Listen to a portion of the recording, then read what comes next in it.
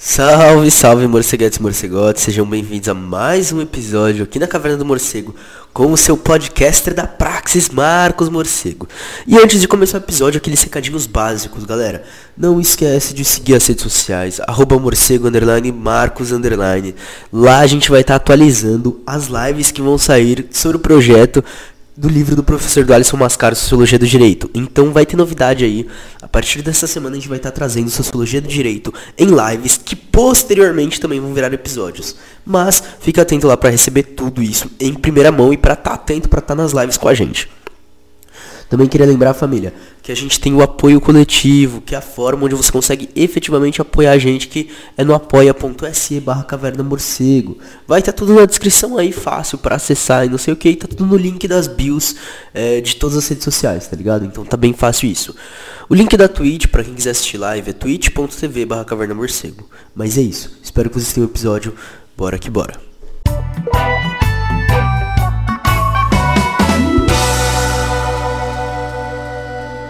Salve, salve, morceguetes e morcegotes, estamos aqui para mais um episódio em live aqui com uma pessoa muito importante para mim, uma pessoa fantástica aí que tá fazendo um trabalho massa.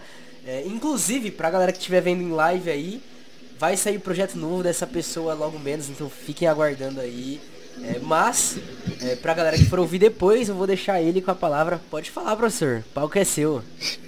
Salve, boa tarde para quem tá vendo ao vivo, bom dia, boa tarde, boa noite para quem vai ouvir depois, né?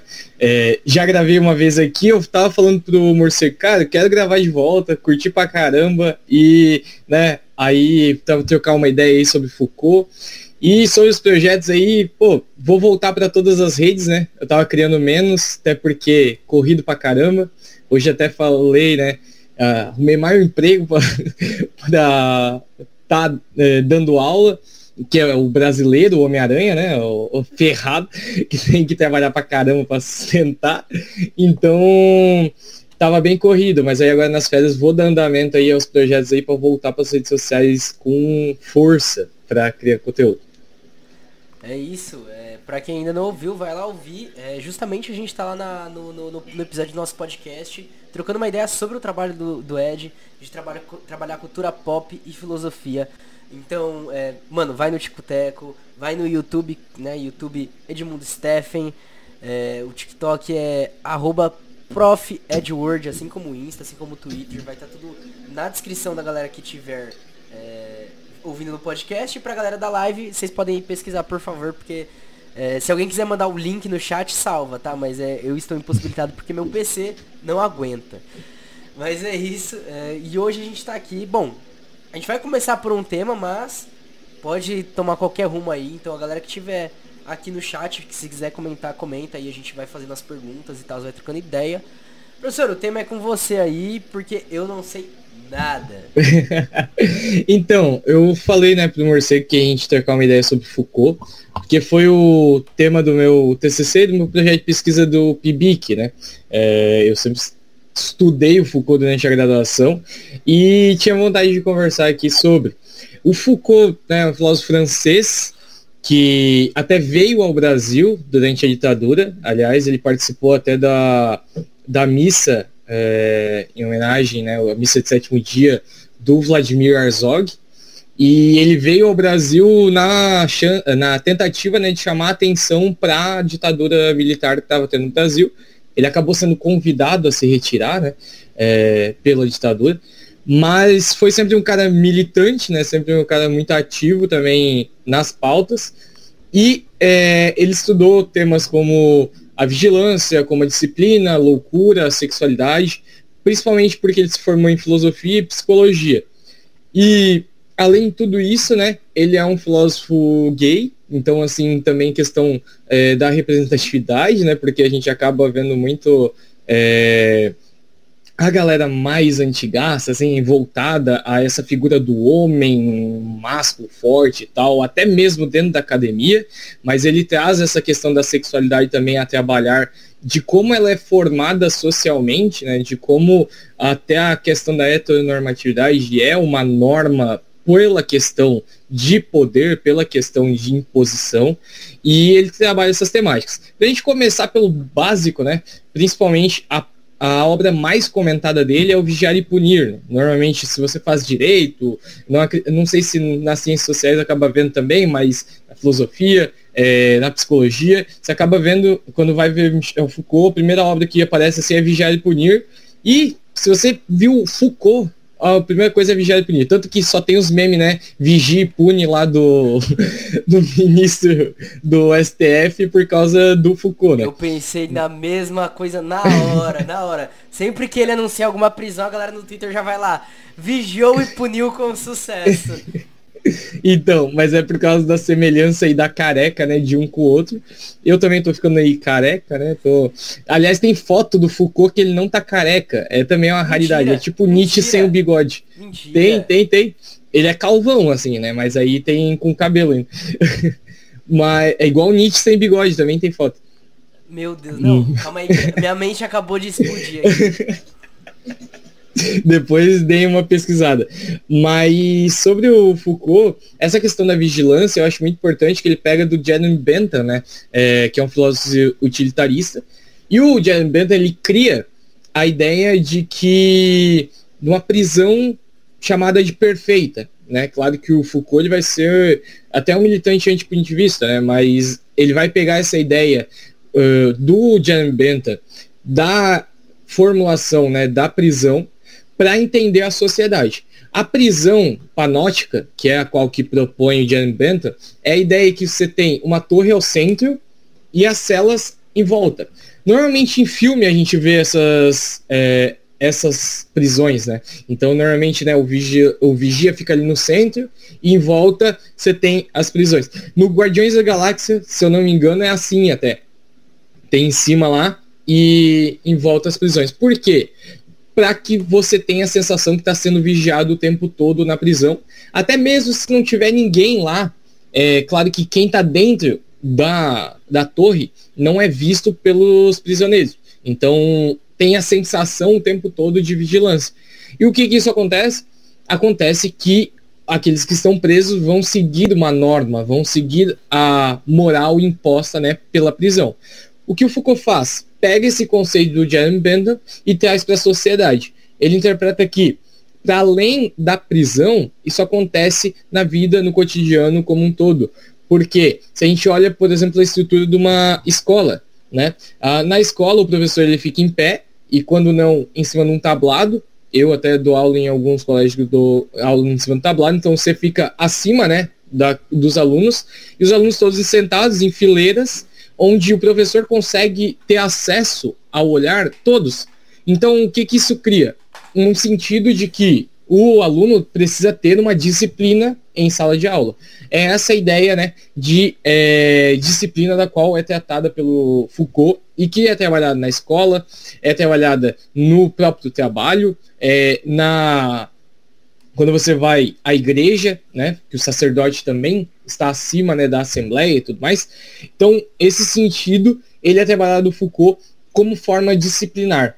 Essa disciplina, ela vem de uma análise que ele faz dos próprios hospitais, porque ele faz assim, ele entende que o médico, quando ele vai atender o paciente, ele faz uma análise do paciente, né? Ele controla ali, normalmente o paciente fica um tempo para ver como que acontece ali as coisas e tal, faz os exames. Esse exame do Foucault, ele não fica apenas no hospital, a ideia, né, do exame. Ela também vai para a escola, também vai para o trabalho e para outros lugares. Por quê? Para você entender como que aquela pessoa age em sociedade. Então, no exame lá no hospital, você tem a ideia de tratar uma doença, né? Tratar algum tipo de problema que a pessoa possa vir a ter. Então, você vai entender como que aquela pessoa funciona. E aí, ele fala que esse exame ele acontece em outros lugares da sociedade por essa vigilância. Então, traz do hospital para outras características. E aí, ele entende que, para que isso acontece? Para uma disciplinação dos corpos. É uma ideia de que, por exemplo, o trabalhador disciplinado, ele vai trabalhar sem questionar, né? O aluno disciplinado, ele não vai questionar o professor. Então, você tem uma questão ali de disciplina de fazer aquilo que deve ser feito segundo a estrutura que está colocada, né? Então, o Foucault ele trabalha muito esse conceito de vigilância para essa parte. Aí não sei se tem alguma pergunta, se quer continuar. Não, eu só tinha um comentário, porque a primeira vez que eu entrei em contato com o Foucault foi tipo, assim, você tem ideia, porque a gente não estuda Foucault no ensino médio, né? Então, assim, algumas escolas assim, mas isso daí não é ETEC do interior de São Paulo, então... Só que eu lembro, assim, de uma menção a Foucault, que aí a gente tava questionando justamente a porta da escola, porque aí tinha aquele vidrinho, aquele quadrado de vidrinho, assim. E toda vez que pegava a gente fazendo alguma cagada, era o diretor, só com a carona ali, assim. Aí alguém olhava e falava, o diretor tá na porta, todo mundo olhava assim, nossa, não. Aí o pessoal, eu lembro se foi o professor mesmo que chegou e falou, não, então, Foucault diz tal coisa. Uhum. É exatamente isso, para a questão da vigilância. Tanto que aquela porta, normalmente, antigamente você não conseguia ver de dentro para fora, né? Hoje é transparente para um lado e para o outro, mas normalmente você não consegue ver. Eu também não estudei Foucault no meu ensino médio, eu tive contato, na verdade, só na faculdade. É uma das questões, né? Por causa que, às vezes, a carga horária não dá, de filosofia e sociologia, às vezes o professor não consegue trabalhar todos os conteúdos dos quais é preciso, né? Mas aí são outros problemas dos quais a gente pode trabalhar. Mas aí, do Foucault, para essa questão da vigilância, ele entende, por exemplo, a noção de verdade também. Porque é a partir da vigilância que você cria as verdades, né? Porque... Até ele cita no Vigiar e Punir, ele fala assim que a partir dessa análise, é claro que é uma citação livre aqui, né? A partir dessa análise, você pode convencer que 2 mais 2 não são 4 e que a lua é um queijo, né? Para outra pessoa. E essa questão aí a gente às vezes pode ver meio em voga, né? Essa questão assim, terra plana, né? A crítica à vacina e tudo mais, tudo isso a gente pode ver que isso é dado por meio do discurso. Isso é dado pelas verdades que são criadas pela análise, esse exame que é feito das pessoas, e a partir disso é construído, né, os novos pensamentos. Foi até o tema do meu TCC, foi a vigilância e as relações com as redes sociais. Então, por exemplo, você pega as eleições do Donald Trump e, né, do próprio Bolsonaro, você vê que teve ali a alimentação de dados para entender o que as pessoas pensam, como elas pensam, então esses exames do qual o Foucault fala, e depois a criação de verdades, né? O Foucault, ele não é um pós-moderno, mas ele está ali nesse meio termo, né? Ele está pensando, tanto que muitos pós-modernos são Foucaultianos. A identidade de que se acaba tendo uma sociedade cheia de outras verdades, né? Não uma verdade. Porque você tem essas bolhas sociais, você tem a microfísica do poder, de qual a gente pode falar daqui a pouco. Então, essa ideia de construção de verdades. Então, por exemplo, você vai numa igreja, você tem uma construção de algumas verdades. Você vai na outra igreja de outro credo, você tem outras verdades, né? Posicionamentos políticos, né? A gente vê na nossa bolha, a gente acaba sendo até próximo da mesma bolha, a gente acaba vendo os mesmos posicionamentos. E aí quando você sai dessa bolha, e aí eu sempre falo pra galera sair da bolha, principalmente quem milita, principalmente quem curte política, porque a gente tem que entender para além daquilo que a gente está estudando, para além daquilo que a gente está vendo, né? E porque muita gente não pensa igual a gente. E aí quando você entra, sei lá, num Uber, num ônibus, e tu vê o cara falando uns absurdos, você fala, pô, mas como que esse mano pensa assim? Todo mundo à minha volta pensa diferente disso. Mas é exatamente pela essa criação de verdades. O Facebook do cara é diferente do teu Facebook, o Instagram do cara é diferente do teu Instagram, o Twitter é diferente do Twitter, né? E assim por consequência. Então, é a criação de novas verdades, que vem também dessa vigilância, e agora na rede social fica muito mais fácil. Sabe quando você faz aquele quiz, que princesa que eu sou da Disney? Você tá dando dados psicológicos, né? E criando um banco de dados, mas não que eu também não faça, mas você tá dando os dados lá, né? Para que a pessoa te oferte tanto algo mercadológico, né? Tanto algum produto, mas também a questão política. Tanto é que na eleição do Donald Trump, um fato que foi constatado os apoiadores, eles eram alimentados no Facebook com coisas apoiando para que eles pudessem replicar mais ainda. Aqueles que estavam indecisos eram com fake news da Hillary Clinton, e aqueles que iam votar convictos na Hillary Clinton eram jogados a eles para que eles não fossem votar, tanto que nos Estados Unidos, né, é facultativo. E aqui a gente também teve uma baixa grande também por causa dessas questões.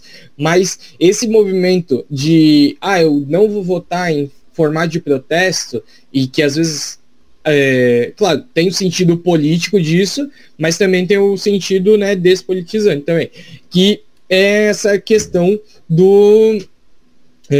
desse processo de, se tu não for votar no fulano, o ciclano vai ganhar. É meio uma questão matemática, né? Então foi isso que aconteceu. E essa virada que deu até, tanto que a Hillary Clinton era muito mais à frente do Trump, mas aconteceu esse movimento para que o Trump fosse eleito.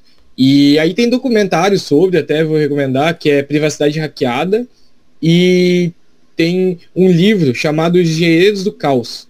Eu até recomendei esses dias nas minhas redes sociais, porque eu acho ele muito didático e não é tão difícil de ler. E ele fala até sobre o MBL lá, porque o MBL também utiliza disso. Também utiliza dessas construções de verdades, né? Até o Marx colocado junto com a Dilma para lutar na guerra. Porque aí a galera esquece, né? Mas eu não esqueço.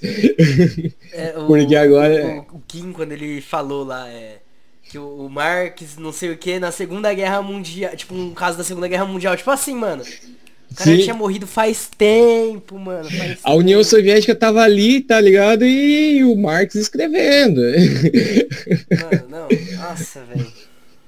E além disso, por exemplo, agora recentemente o Round Six, né, que aquele card dele dizendo que era uma ideia ao socialismo, sendo que o próprio autor do Round Six falou que era uma crítica ao capitalismo. Então são construção de verdades. Então, e o cara apoiou em 2018 o Bolsonaro porque queria se eleger, e hoje condena ele como se não soubesse. E aí eu sempre digo duas coisas, né, até saindo um pouquinho, mas assim, eu sempre digo duas coisas.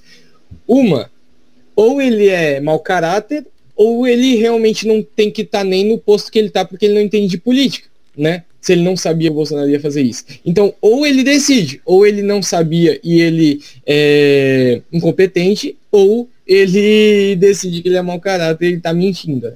Então, uma das duas, né, pode ser a correta. Então, essa construção das verdades, ela se dá muito pela essa análise da sociedade como um todo. Isso também é uma coisa que a indústria cultural utiliza, né? Para entender e formular, por exemplo, a gente estava falando aqui do Homem-Aranha, e é sempre, se tu for ver a estrutura, é a mesma de todos os filmes de herói, mas a gente vai lá e compra e paga e assiste. A gente vai lá, e eu vou, e assim, eu tô criticando, mas eu vou. Eu critico em sala pra caramba e falo assim, mas eu vou no final, gente, não é pra vocês pararem de ir. Mas, se tu for ver, a estrutura é aquela porque ela vende, né? Então, existe essa análise a partir dos pensamentos ali para entender a sociedade e replicar, né? Ou de forma lucrativa ou de forma política. Só entrando um pouco nisso, né? Porque é muito louco. Por exemplo, aquela treta, Homem-Aranha ou Capitão América e não sei o que. E uma galera, principalmente do nosso círculo, assim, uma galera, eles vão tentar entrar na discussão, né? Tipo, não, mas o Capitão América, ele tá defendendo tal coisa pros Estados Unidos, e não sei o que, e não sei o que, o Homem de Ferro, não sei o que, tal coisa. Mas assim, o Capitão América, ele carrega literalmente a bandeira dos Estados Unidos ali no corpo dele. E o Homem de Ferro é a maior expressão de um burguês que só protege os Estados Unidos falando que tá protegendo o mundo. Tipo assim, mano, tá ligado? E os caras entram de um jeito que você nem... sabe, mas sempre... o problema é, todo herói é isso, entendeu? Tipo, eu sempre entro na questão, até indo pra esse lado, por exemplo, você para pra ver a Marvel. Da onde são a maioria dos heróis? Estados Unidos. Os que não são, por exemplo, né, os que são russos ali, os Gêmeos e a Viúva Negra, eles eram do mal, e aí eles se aproximam da galera dos Estados Unidos, eles se tornam show, eles se tornam do bem, né, porque eles se aproximam da galera dos Estados Unidos, então tem toda uma narrativa ali. Isso eu parei pra pensar esses dias, mas eu falei, cara, realmente faz total sentido. E até o Pantera Negra, que é de outro continente, né, de Wakanda, ele tem toda a persona estadunidense, assim, né? Então, é a ideia de realmente vender dentro disso, essas ideias. Mas isso, como eu digo, não é você parar de assistir, porque não vai mudar nada, né? Mas só pra gente entender, assistir de forma crítica sempre é bom. Meu, mas só rapidão, aproveitando que você falou disso, eu não sei se a galera já assistiu, é porque já faz tempo, então já tem que ter assistido. O Falcão Negro e o Soldado Invernal. Puta, mano. Assim, mano, aquilo lá foi uma sacada genial, mano, porque o negão odiava os Estados Unidos pelo que fez com ele. Aí no final o Falcão Negro tá lá com o bagulho dos Estados Unidos mostrando que pode. O negão, é isso, você mostrou que a gente pode. A meritocracia, no seu estado puro. Nossa, mano, eu fiquei bravo. Pô, eu confesso que eu fiquei bravo. O penúltimo episódio é melhor que o último. Exato. Não, assim, até o penúltimo tava tudo perfeito. Eu tava olhando e tava falando, não acredito que eu tô vendo uma obra da Marvel que tá, tipo, contestando o bagulho de frente. Eu falei, vai ser uma obra antirracista agora, vai começar aí. Aí vai lá no final, mano. Mas Aí, seguindo, né, sobre vigilância e punição, tu acha que dá pra falar mais uma coisa? O que tu quer comentar? Meu, não sei se alguém tem alguma pergunta aí, aproveita pra mandar agora. Pode mandar, depois a gente volta também, não tem problema nenhum. Porque assim, o do Vigiar e Punir, né, que é o que você falou, é o que eu sei. Então eu nunca fui além disso pra, tipo, ter alguma dúvida pra além disso. Eu acho interessante essas ligações, tipo, com indústria cultural e pá, não sei o quê, porque mostra realmente a importância de estudar Foucault. Porque a galera, muitas vezes, como a gente tava conversando antes, né, que a galera tenta, não sei o que, mas na verdade, vamos lá. E assim, né, só entendo uma coisa, eu sempre bato na tecla. Eu acho que a gente tem que ler de tudo. Até a galera que a gente não curte nem um pouco, pra criticar, né? Porque eu acho que assim, às vezes a gente tenta fazer umas críticas muito vazias. Eu vejo eu como professor, né? Eu vejo que como professor, eu tenho que ler de tudo, porque o aluno vai chegar com o livro A, vai chegar com o livro B, e eu tenho que saber falar por que aquilo tá errado, né? Até esses dias me questionaram, falaram, pô, mas e vai ler terraplanista? Falei, cara, a gente tem que fazer um esforço e ler. Tu sabe que tá errado, mas tu precisa ler para ver os argumentos, entre aspas, né, do cara, pra tu refutar, tá ligado? Porque senão vai ficar o cara crescendo nas tuas costas dizendo, nossa, mas ninguém me refutou aqui e tal. Mas porque ninguém perde tempo com o cara, né? Realmente. Mas aí... que ninguém dá moral pro cara, mas aí o cara vai crescendo do mesmo jeito. Aí que é puxado. Mas aí sobre vigilância, punição, né? Entrando na Vigiar e Punir, é legal. O que eu acho da hora da obra é que ela, na verdade, ela é uma segunda obra sobre a mesma temática do Foucault, porque ele faz A Sociedade Punitiva, que é um livro anterior, e na verdade é um curso. A maioria dos livros do Foucault, eu acho que não vou conseguir alcançar ali, mas a maioria dos livros do Foucault, eles são cursos no Collège de France, que o cara ia lá digitando e ele ia falando, né? Então, chegava no final do curso, estava tudo redigido lá. Mas aí, essa obra, A Sociedade Punitiva, que na verdade virou uma obra, era um curso, ele olha para essa obra e fala, a gente pode acrescentar algumas paradas aí. E pega e escreve Vigiar e Punir. E Vigiar e Punir é muito legal de ler do começo ao fim, porque ela realmente é uma obra que estrutura a forma de punição ao longo da sociedade. Então você vai chegar a um ponto que você vai entender que o cárcere, na verdade, por que ele acontece, e a Angela Davis fala também sobre isso, que ela vai acontecer porque é mais barato pro Estado do que tu ficar matando geral, crucificando a galera, né? Gera muita despesa. Então mete todo mundo na prisão e pronto. Então o Foucault, ele faz essa análise histórica, assim. E eu gosto muito das obras do Foucault por causa disso, porque ele traz todo o contexto histórico para elaborar as questões filosóficas. Então você não fica perdido na obra, sabe? Então ele começa ali, por exemplo, Vigiar e Punir, com uma cena assim de o cara tá levando o cara no cavalo, tipo, arrastando o cara no cavalo, né? E aí depois o cara é esquartejado e tal, tipo, todo um rito pra punir o cara. E aí você vê hoje, na verdade, você pune, né, trancafiando a pessoa. por causa desse processo todo que acontece dentro da sociedade. Então, né, se torna muito caro você aprender, se fizer, olha o tamanho, né, da população carcerária, imagina se o Estado decidisse fazer tudo isso. Não que não faz de vez em quando, mas assim... Às vezes, né? Tem esse ponto. Mas, tipo, não é regra, né? Mas aí, outros conceitos que entram também nessa parada da vigilância e da punição, até meio de canto, assim, por exemplo, a questão da sexualidade e da loucura. Por quê? Porque da sexualidade e da loucura, o Foucault ele vai falar numa questão que é a norma. A regra, né? Norma, regra, vai todo nesse sentido, né? Vem de nomia e tal. E dentro desse conceito, ele entende o que é o normal. Tá? Tipo, você para pensar o que é normal hoje. É a mesma coisa que é normal, foi normal há 30 anos atrás? E daqui 30 anos, será que as coisas serão, que é hoje, vai ser normal da mesma forma? E o Foucault para analisar que isso, na verdade, é característico de épocas, de períodos. Então, por exemplo, a gente vê que nos anos 90, até os anos 90, as outras sexualidades que não fosse hétero eram doenças, né? Então, por que eram doenças? Porque não era normal essa característica.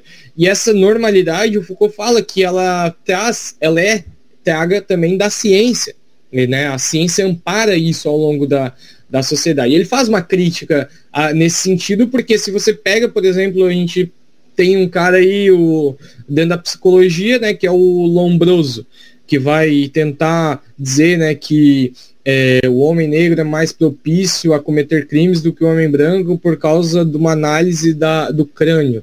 Isso é amparado, entre aspas, cientificamente. Na época era científico. Então, ele traz também essa crítica, né, à questão de que a cegueira científica e tal, tipo, como ela também é utilizada como amparo ao poder. Isso não quer dizer que não é para você tomar vacina, isso não quer dizer que você não é para tomar as coisas que deve tomar, tá? Mas que também o poder é amparado por essas características. Por exemplo, a gente vê o monopólio que são essas questões de remédio e tal, isso também tem essa característica, porque se não fosse, né, todo mundo podia ter acesso a todas as paradas, mas não é bem assim. Então, essa questão da norma é uma questão, um negócio legal para trabalhar isso é o Holocausto Brasileiro, que é um documentário que tem até no YouTube. Eu não sei se de forma legal que tem no YouTube, mas tá lá no YouTube. Eu assisti pelo YouTube. E ele vai contar a história do Hospital de Barbacena. Não sei se tu tá ligado desse Hospital de Barbacena, onde acontecia diversas atrocidades e era um hospital psiquiátrico que tinha a intenção de tratar as pessoas, mas, né, acabou sendo um depósito de pessoas lá. E trabalhando essa questão de normalidade, porque tudo que a sociedade não considerava normal era jogado lá dentro. Por exemplo, a mulher que o homem não queria mais. A mulher, né, dentro da história que a gente tem, ela também é uma figura anormal, né, digamos assim. Por quê? Porque ela não é a norma, ela não é aquele que detém o poder. Então, o que o homem queria, né, jogava lá dentro porque ele queria se casar novamente, por exemplo. A criança que nascia com algum tipo de deficiência, a família jogava lá dentro do hospital. E eu falo jogava porque realmente era uma característica, né? Não eram cuidados lá dentro e tudo mais. E se tornou um depósito de pessoas lá dentro. Então, o que é essa característica, né, da loucura da qual o Foucault fala? É que ela é de questões de períodos. Hoje a gente trata depressão, ansiedade e várias características psicológicas de outra forma, né? Tanto que o Foucault ele também é estudado nos movimentos antimanicomiais, né? Então, por causa dessa característica de que se você vê bem, ninguém é muito certo da cabeça, na verdade. Então, assim, todo mundo tem alguma coisa que tem que ser tratado, né? Que tem que estar sendo analisado. Ninguém é a norma. E o Foucault trabalha isso ao longo da história. Por exemplo, uma característica que ele traz que na Idade Média, né? por exemplo, ali quando começa a ter os feudos e tudo mais, você tinha assim que a galera não saía do próprio feudo. Quem que saía dos feudos? O louco, que era, na verdade, considerado o sábio. E aí lá no Senhor dos Anéis, que eu ainda tenho que assistir, eu ainda não assisti Senhor dos Anéis. Não. Mas vou assistir agora. Não façam igual o professor Ed. Assistam. Acabou a live aqui. Não, brincadeira. Mas, ó, eu vou assistir agora nas férias, eu vou fazer... Eu comecei, aliás. Já tava anotando aqui até as coisas que eu ia falar sobre filosofia. Né? Bom. Melhorou. Pode me seguir lá que vai ter análise também de Senhor dos Anéis. Mas tem o Gandalf lá, né? E o Gandalf, ele é o cara que ele não fica parado só num feudo, né? Ele se movimenta ao longo da história. E ele é o sábio. Essa característica, ela é daquela sociedade. O sábio era considerado aquele cara que conhecia para além do feudo, que ele ia para um lado para o outro. Mas no outro ponto ele era considerado louco. Por quê? Porque ele não era a norma. Ele não era parte da normalidade, né? Essa questão de loucura, ela também está muito ao contrário do que é o normal. Depois você tem a característica que a galera começa a se movimentar. Mas, ao mesmo tempo, o sábio e o louco vai ser aquele cara que tem o conhecimento esotérico daí. Então fica mais restrito esse conhecimento, porque a galera começa a ter mais acesso ali a partir do Renascimento, né, à informação e tal. E aí a gente chega à parte dentro ali, entre guerras e tal, onde era trancafiado essa galera, né? A galera que era louca era trancafiada e tal. E de forma contemporânea a gente estuda, né, a loucura. Não só a termografia, mas hoje a gente estuda a loucura e as características dela. Então o Foucault ele vai fechar assim, ele não acha que a história é uma coisa linear, por exemplo, né? Ele acredita que é a questão de fase, assim, por exemplo, Idade Média, tem um pensamento da Idade Média, não tem assim, tipo, a Idade Média influenciou o Renascimento. Não, a outra característica ali depois é a modernidade, né? E a contemporaneidade. E aí depois entra os pós-modernos falando sobre uma pós-modernidade e tudo mais. Mas ele vai falar sobre essas características, né, de ciclos aí dentro da sociedade. E isso também, né, aí entrando para outra temática que ele aborda, que é a sexualidade, o controle dos corpos, do qual eu falei lá no começo, entra também nessa característica. Porque é a questão da normalização de determinados prazeres e de outros não, e também frear esses prazeres, né?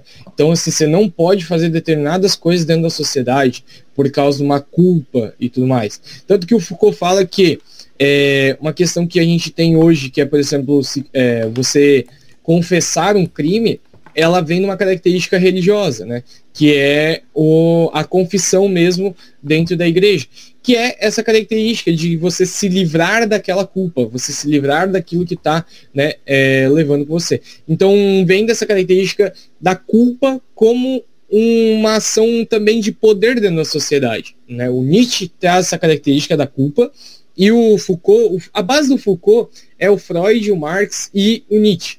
Então ele vai fazer ali um bem bolado entre eles, né?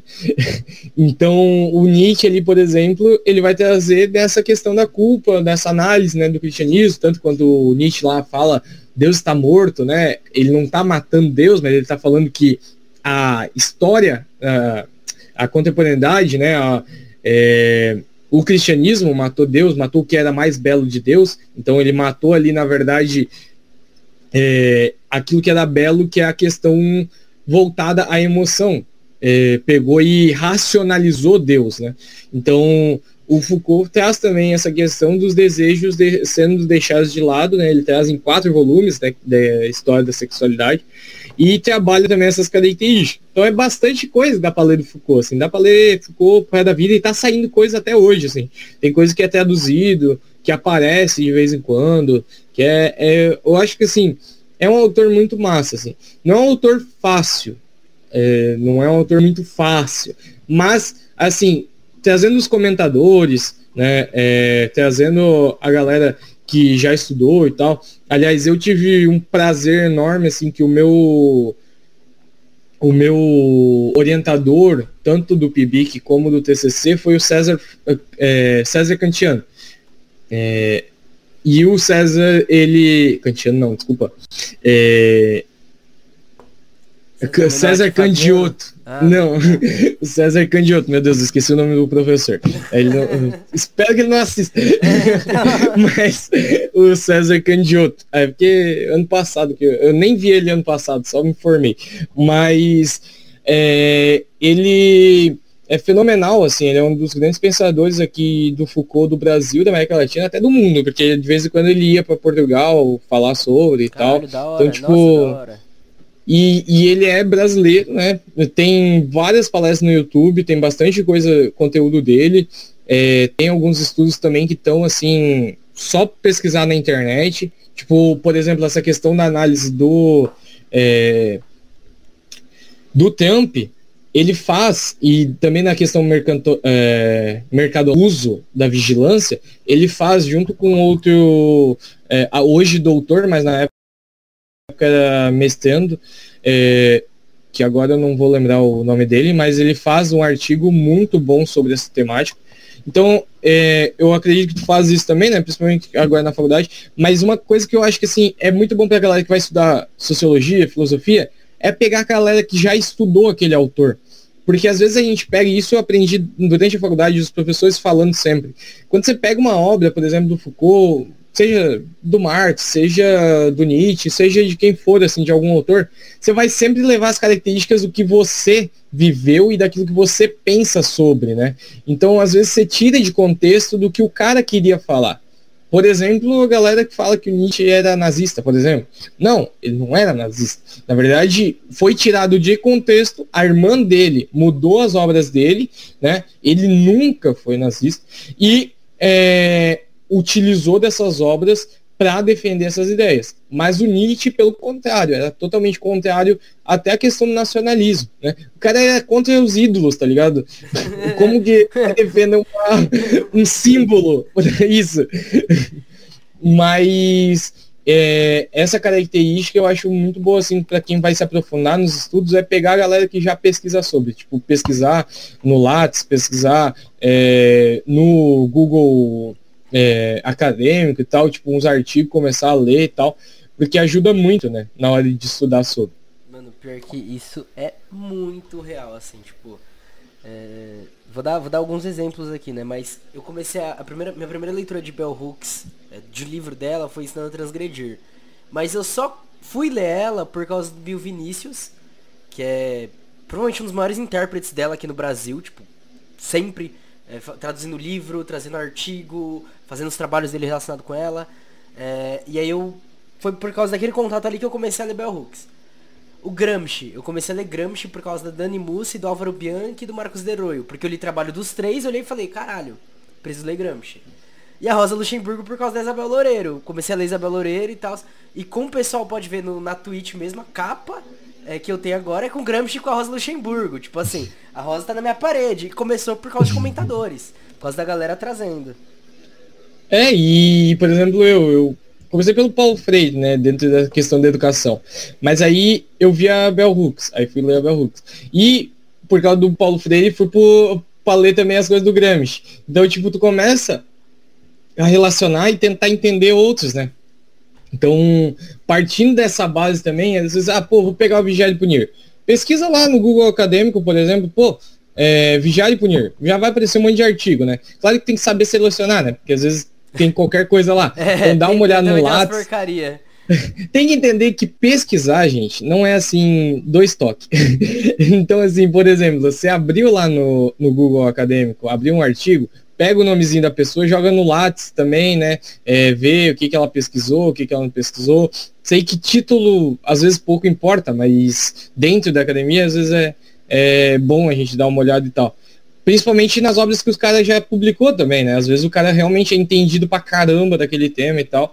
Por exemplo, né, o meu orientador, assim, tem muita coisa publicada. Então você olha, por exemplo, o Lattes dele. Cara, primeiro que eu fui abrir o Lattes dele esses dias, eu olhei assim, meu Deus, mano. Só a introdução era... ficava descendo, assim, sabe? Pode crer, não, pode crer, mano. Meu Deus. Aí... Mas, cara, eu acho que é muito isso, assim, tipo, estudar... Eu acho muito foda. Acho muito da hora, porque, cara, você nunca vai parar, porque sempre tem coisa a mais, sempre tem uma coisa a mais. E aí trazendo aqui, até fugindo um pouco do tema, né? Mas a frase sempre do Sócrates, né? Só sei que nada sei. Você entende que, pô, eu sou burrão pra tal coisa. Então o que eu vou fazer? Vou estudar, pô. Vou me aprofundar sobre a parada, tá ligado? Então, eu às vezes a galera fala, pô, por que tu não fala sobre determinado autor? Porque eu não tenho profundidade sobre. Eu acabei de sair da graduação, eu preciso me aprofundar pra falar sobre, né? Então eu preciso estudar mais ainda. Então, aí tu vai se aprofundando. E a visão, por exemplo, da educação do Foucault e do Paulo Freire, para mim, na minha visão, elas até conversam, sabe? Porque realmente é contra essa ideia de poder, sabe? Então, o Foucault, ele, na história da sexualidade, ele trabalha a questão da educação também, da disciplina ali dos alunos e tal. E você olha, né, para o Paulo Freire, você olha para o Bell Hooks, você olha, né, para o Gramsci, você vê que essa questão da educação também está voltada a essas características, né, de o professor não ser um tirano na sala de aula ali que fala e pronto, né, e é a verdade, e é isso, e ninguém me pergunta, ninguém me questiona, eu tô certo, né? Então, acho que até a visão da educação, ela conversa também do Foucault com esses autores que são, né, referências quando a gente vai estudar educação. É isso, família. Alguma pergunta aí de alguém, alguma coisa, pode mandar aí, lembrando que a gente vai estar lendo aqui, trocando essa ideia. É muito pesado essa coisa principalmente quando a gente pensa em educação, né? Porque eu comecei a estudar não educação em questão de sala de aula, mas educação de um modo geral, que aí vai querendo não dialogar com o Paulo Freire, com a própria Bell Hooks, com o geral. E, porra, você pensa muito na questão de, tipo, porque eu quero muito ser professor, né? Só que eu fico pensando toda vez, mano, principalmente por causa dos meus professores da faculdade, porque se eles me deixam louco da cabeça, falando, mano, cara, precisa ter, assim, mano, é um trabalho, porque é totalmente contra a corrente, né, mano? É totalmente assim, tipo, você vai olhando, e até o episódio que eu gravei com a Bruna Patti, agora que eu postei agora do podcast, ela fala sobre a mudança do BNCC e como isso pode alterar a formação dos professores dentro da faculdade. Aí, tipo, pode complicar ainda mais essa questão. Eu fico pensando, mano, caralho, que, assim, tipo, não que algum momento tenha sido ótimo pra estar vivo e ter nascido. Mas agora... E ser professor. Agora é definitivamente um momento que você olha e fala, mano, não é possível, velho. Não é possível, velho. E ainda mais na nossa área, tá ligado? Exato. Porque, tipo, claro, afeta muito o professor de português, professor de matemática. Mas o de filosofia e de sociologia, meu Deus do céu. Mano, cara, é de chorar. Pra ser de humanas. Com certeza. Nossa, cara. Não, realmente, mano. É, chato. Mas, cara, a gente tem que continuar, né? A gente tem que continuar, senão se a gente não continuar, quem continua? A gente tem que continuar. Mano, a gente continua lutando, fazer o quê? É pra isso que a gente nasceu brasileiro, né? Pra lutar, né? Só tem que exatamente. avançar aí, mano. Uma hora... Não sei se uma hora. Mas espero que uma ser. Eu espero, porque olha... que nem eu tava jogando bola ontem, né? Falei pra você que ia jogar bola. Aí teve uma hora que o cara tava passando, eu toquei pra ele, e aí um cara deu uma entrada em mim. E tipo, mano, eu saí capotando, só que ele marcou o gol. Eu falei, ainda bem que você marcou, porque eu tomei uma entrada, eu me ferrei aqui, ainda bem que você marcou. É a mesma coisa. Tomara que lá na frente a galera compense aí a gente, é isso. Tá ligado? Eu tenho Dória como governador, pelo amor de Deus, gente. Meu Deus. Mas... Não vou nem perguntar pra você quem que é aí, porque eu tenho até medo. Mas o meu se elegeu só por causa da legenda, pô. Do 17, pô. Nossa.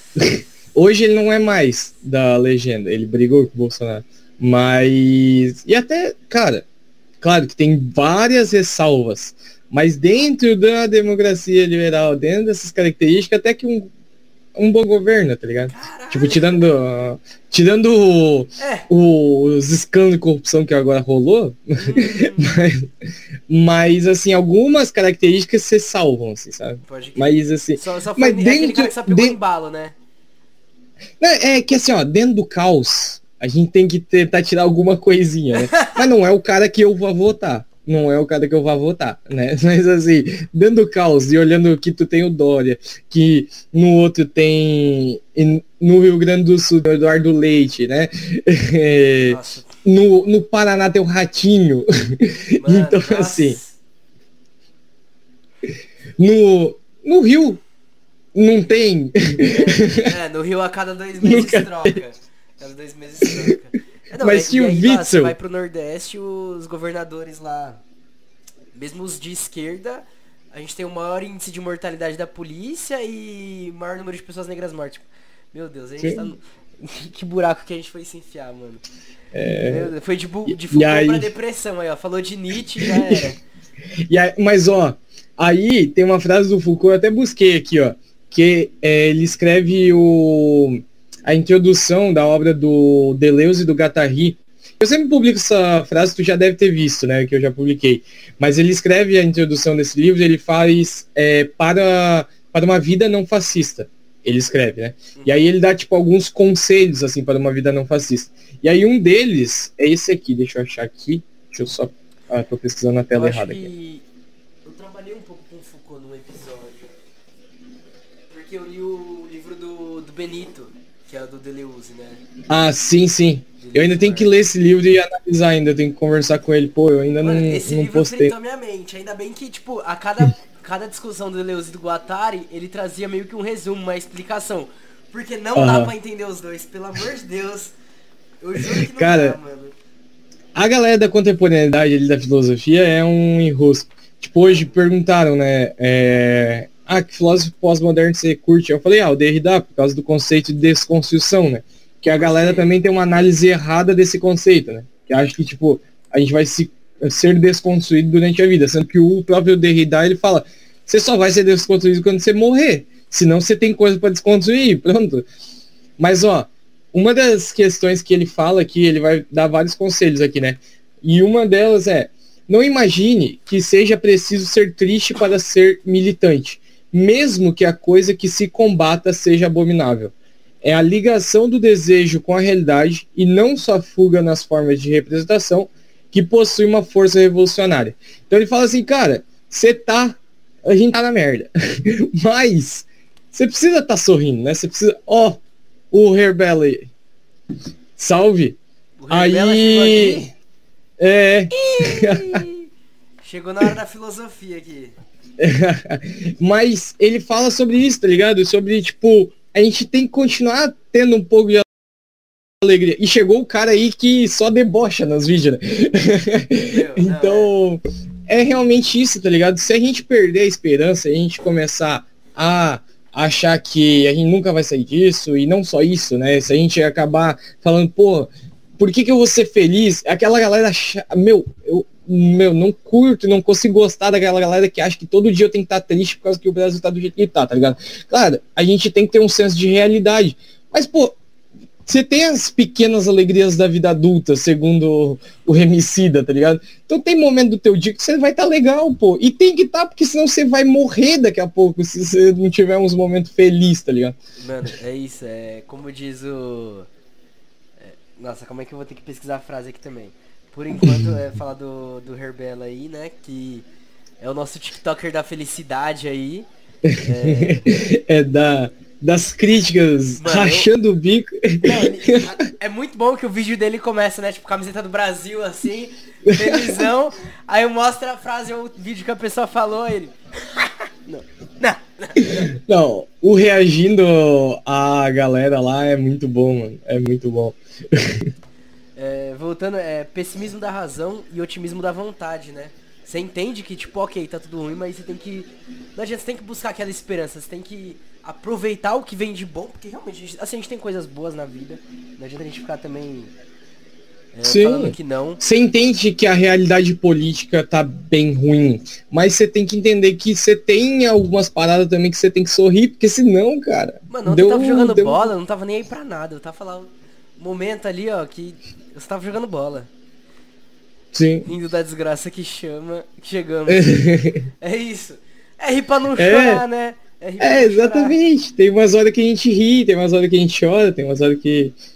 Vou até passar aí pra fumar um. Aí, ó. Não. Ih, eu tenho um amigo aqui que vai todo dia. É um momento ali dele com os amigos assim que... Você olha e fala, ele sai de lá, ele encontra você, mano, ele tá feliz. Você olha e você fala, não, agora o cara começou o dia dele aqui, ó. É isso. Sim. Assim, não que eu concorde, né? Não tô aqui fazendo mais, tipo... Mas cada um também. É isso. Também não... É isso. Não, a gente não pode entrar num discurso moralizante aqui de olhar e falar, não. É. Isso é coisa do diabo. Mas também, se meus alunos perguntarem, também não. Não. Drogas. Eu fiz pro-erd. Mas assim, ó. Tinha um leão falando comigo, ó, meu Deus. Cara, mas assim, ó, só pra gente ir finalizando, até porque eu tenho um outro compromisso agora, até me ligaram aqui. Mas sobre a parada ali que eu falei, né, da introdução à vida não fascista. E eu acho um texto muito da hora pra ler, tá? Fica aí de dica, tem o PDF de boinha pra ler na internet. Como que é o texto? E algumas paradas. Introdução para a vida não fascista, do Michel Foucault. Fechou. E assim, ele vai criticar, como a gente falou, né, sobre as noções de poder. Porque às vezes a gente... O Twitter é uma chave fenomenal para isso, né? Às vezes a gente tem ali um micropoderzinho, você cai de pau nos caras, e aí quando você percebe, você tá quase beirando o fascismo, na verdade.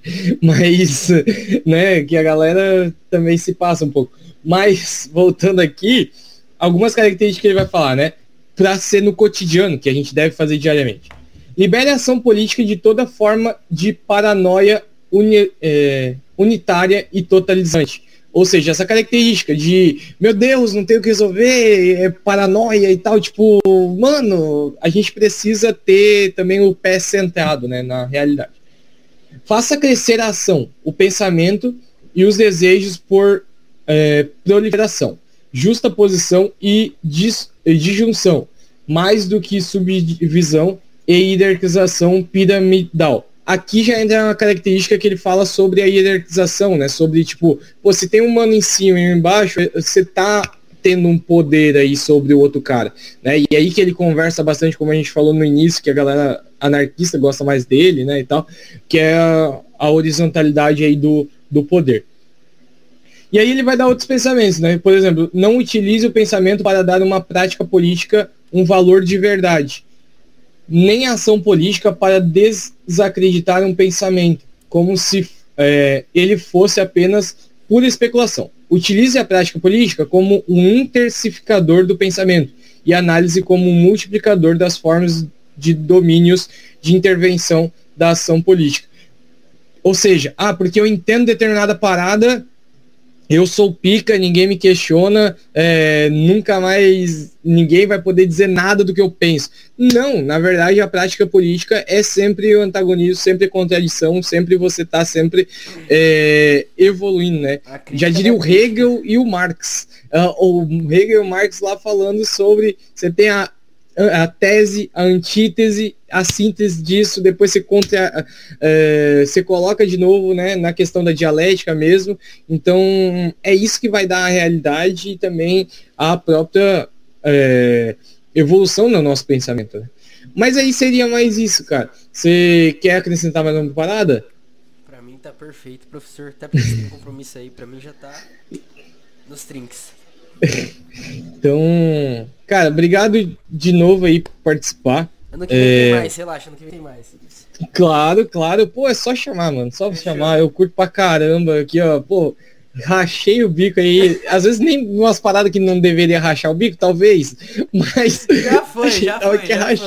E, né, uma hora eu vou pra São Paulo aí pra gente gravar ao vivo também, presente, né? Eu tenho que, Fechou, não, é isso que eu gosto, Aí, pra tomar uma geladinha e conversar, trocar ideia. A geladinha tá faltando faz tempo. Hein? A geladinha.